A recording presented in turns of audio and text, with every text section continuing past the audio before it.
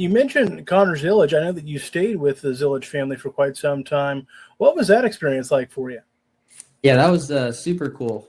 It's actually a really cool story. So, Lauren Rainier, the Chevrolet Scout, they were kind of they asked Jim, Connor's dad, who are some Carters we could look into and potentially helping out and kind of doing what we did with you guys.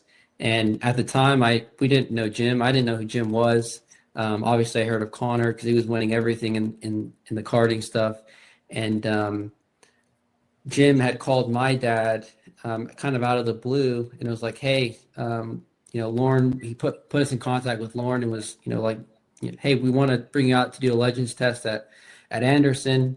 And so we went out there, and I remember Jim actually let me and my dad stay at his house. We've never even met the guy, and he let us stay at his house. And um, Jim's probably one of the best, most amazing people that I've ever met, and I always tell him he's like my second dad to me.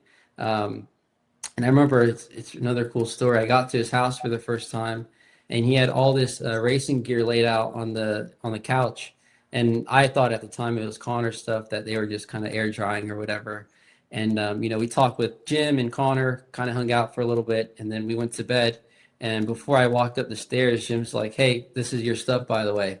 And it was a bell suit, a new helmet, race shoes, race gloves. And at the time, I was borrowing gear from my friends. I was borrowing a Hans, helmet. Like none of this stuff was mine. So um, that was a really cool moment for me because Jim had no idea who he was, but he had already bought all this stuff for me.